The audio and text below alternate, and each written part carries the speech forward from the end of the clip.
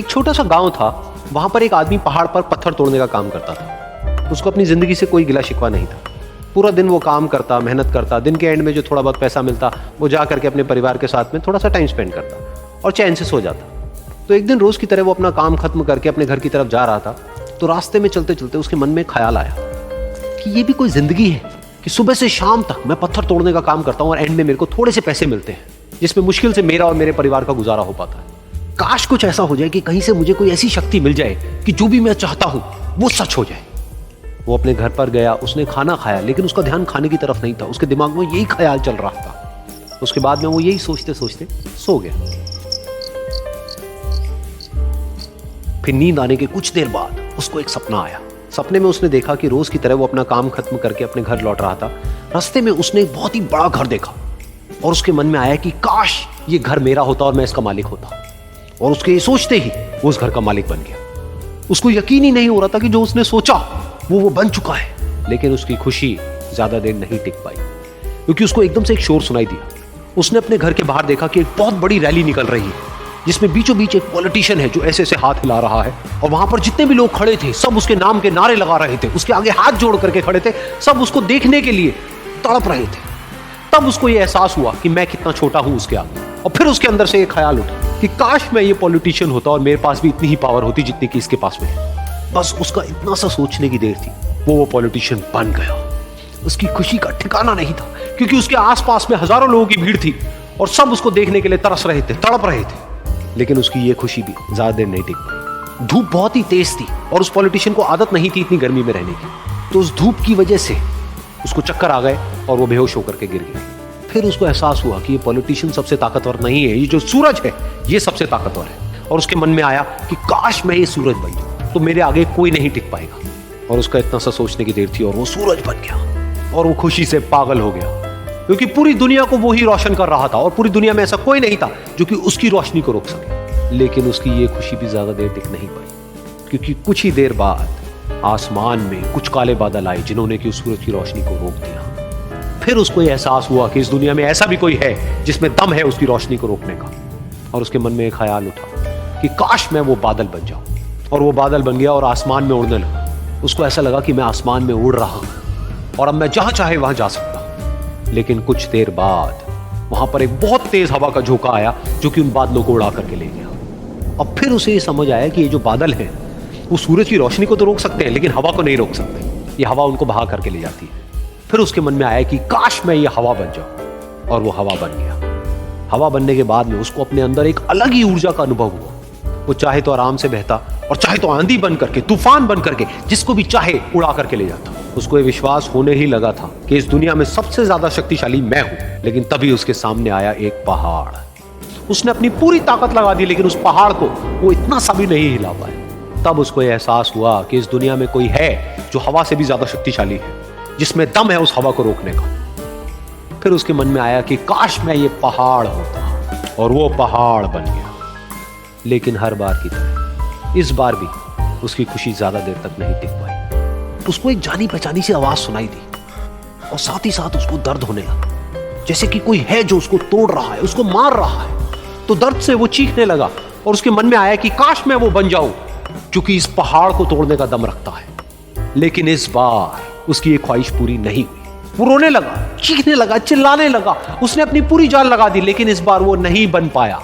उसका दर्द बढ़ता ही चला जा रहा था और दर्द की वजह से एकदम से उसकी नींद खुली और सामने शीशा था। उसने शीशे में देखा और उसको समझ आया कि सपने में मैं वो क्यों नहीं बन पा रहा था जो मैं बनना चाहता था, क्योंकि असलियत में मैं वो ही हूं।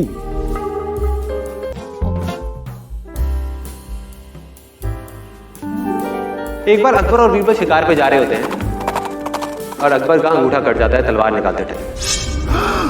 वो बौखला जाता है, चीखने चिल्लाने लग जाता है। कहते हैं सिपाहियों जल्दी जाओ, जा करके वैद्य को बुला करके लाओ, देखो मेरा अंगूठा कट गया, देखो मेरी क्या हालत हो गई। उधर से बीरबल आता है हंसता हुआ, कहता है महाराज रिलैक्स, जो होता है अच्छे के लिए होता है।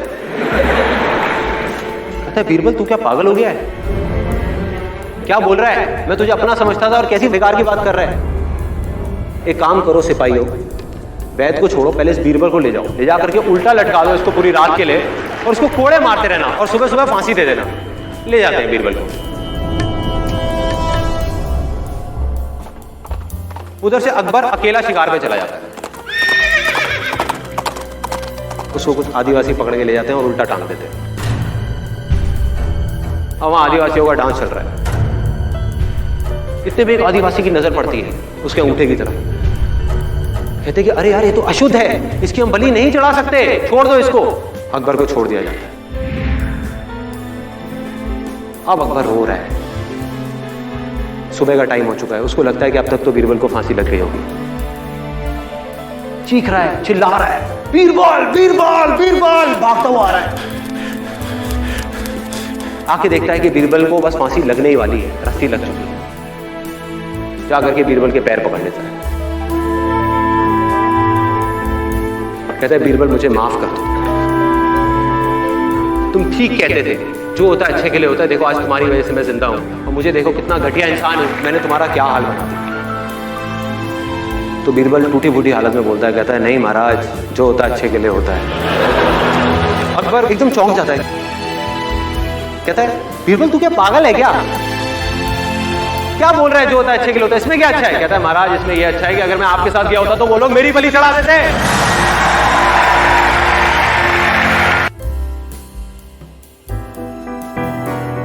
ये कहानी है एक छोटी सी बच्ची की जिसको बहुत गुस्सा आता था, बात बात पे गुस्सा आता था। और जब उसको गुस्सा आता था तो वो ये नहीं देखती थी कि उसके सामने कौन है, और जो उसके मन में आता था वो सब बोल देती थी।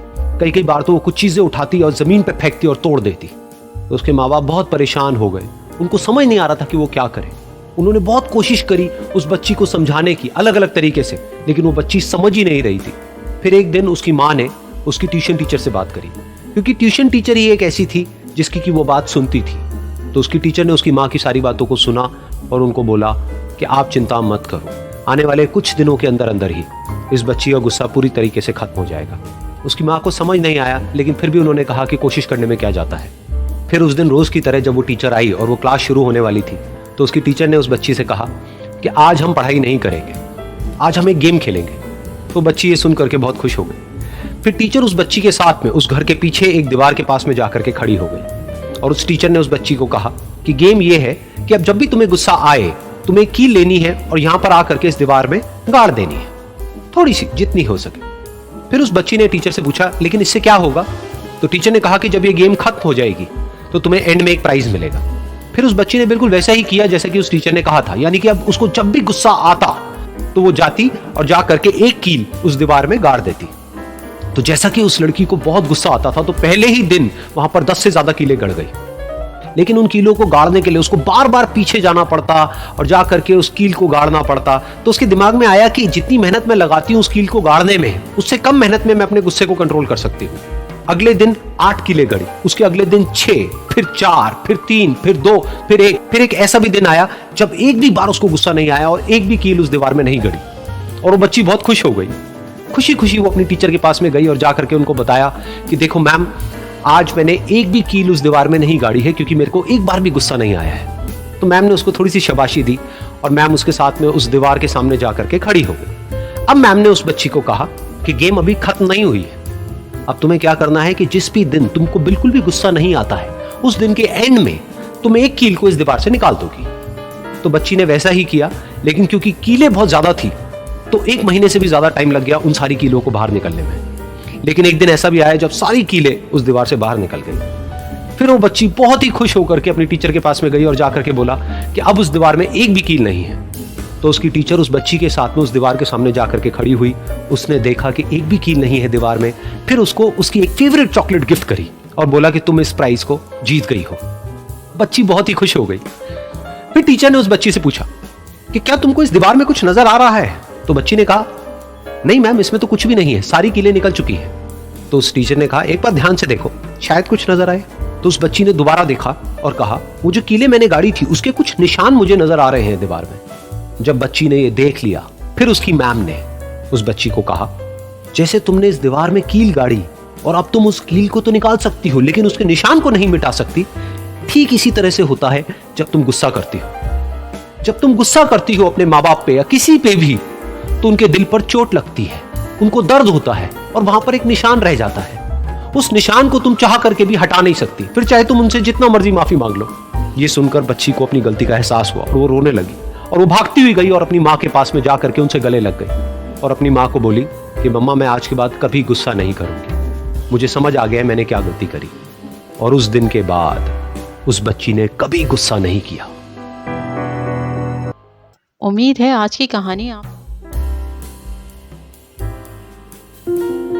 एक बार एक लड़की ने एक एंट्रेंस एग्जामिनेशन को क्रैक करने की बहुत कोशिश करी, बहुत मेहनत करी, लेकिन उसके बाद भी वो उसको क्रैक नहीं कर पाई, जिसकी वजह से वो अंदर से पूरी तरह से टूट गई, बहुत परेशान रहने लग गई, दुखी रहने लग गई।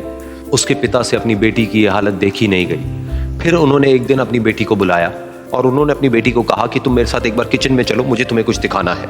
किचन में पहले से ही उन्होंने गैस स्टोव के ऊपर 3 बोल रखे हुए थे। फिर उन्होंने उन तीनों बोल्स के अंदर पानी भरा, एक के अंदर कुछ आलू डाले, एक के अंदर कुछ अंडे और एक के अंदर कॉफी बीन्स, और उसको उबलने के लिए छोड़ दिया। उसके बाद में 5 मिनट हो गए, 10 मिनट हो गए, 20 मिनट हो गए, और वो वहां पर खड़े रहे अपनी बेटी के साथ में और उसको देखते रहे।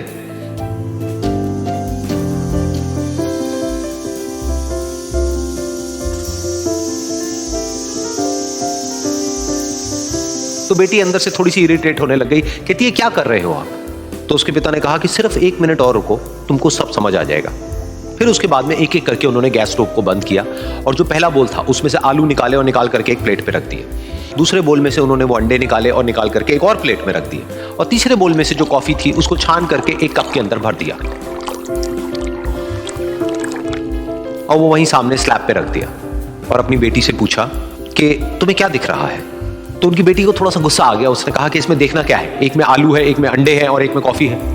तो उसके पिता ने कहा कि एक बार इनको छू करके देखो, शायद तुम्हें कुछ समझ आए।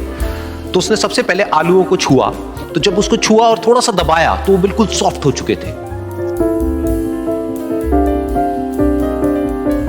तो उसके बाद में उसके पिता ने उन अंडों को तोड़ा तो वो हार्ड थे।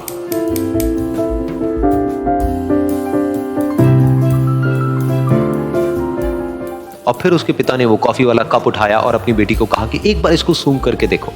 तो जब उनकी बेटी ने उस कॉफी को सूंघा तो उसके चेहरे पर एक स्माइल आ गई। फिर उसके पिता ने अपनी बेटी को कहा कि तुमने ध्यान से देखा कि क्या हुआ यहां पर? ये तीनों ही बिल्कुल एक ही सिचुएशन में गए, लेकिन तीनों ने अलग अलग तरीके से रिस्पॉन्ड किया। तो पहला यानी कि आलू, जब हमने उसको उस पानी में डाला था उससे पहले वो बहुत ही हार्ड थे और स्ट्रांग थे, लेकिन गर्म पानी में जाने के बाद में वो अंदर से बिल्कुल सॉफ्ट हो गए, यानी कि कमजोर पड़ गए। दूसरे थे अंडे, जो गर्म पानी में जाने से पहले अंदर से बिल्कुल ही कमजोर थे, लेकिन गर्म पानी में जाने के बाद वो अंदर से स्ट्रांग हो गए। तीसरी थी कॉफी, जिसने कुछ ऐसा किया जो इन दोनों से बिल्कुल अलग था, यानी कि उसने उस गर्म पानी में जाने के बाद में खुद को नहीं बदला, बल्कि उस पानी को ही बदल दिया। बिल्कुल इसी तरह से हमारी जिंदगी में भी होता है। तुम्हारे ऊपर है कि तुमको इन तीनों में से क्या बनना है। एक, आलू के जैसा, यानी कि जब तुम्हारी जिंदगी में कोई मुश्किल आए तो तुम अंदर से पूरी तरह से टूट जाओ, यानी कि कमजोर पड़ जाओ। दूसरा, अंडे के जैसा, यानी कि जैसे ही तुम्हारी जिंदगी में कुछ मुश्किलें आए, वो मुश्किलें तुमको अंदर से तोड़े नहीं, बल्कि तुम अंदर से और स्ट्रांग हो जाओ। या फिर तीसरा, यानी कि कॉफी के जैसा, मतलब कि जब तुम्हारी जिंदगी में कुछ मुश्किलें आए तो तुम ना सिर्फ उन मुश्किलों का डट करके सामना करो, बल्कि अपनी जिंदगी को ही बदल दो। प्यारे बच्चों, उम्मीद है आज की कहानी आप सबको बेहद पसंद आई होगी।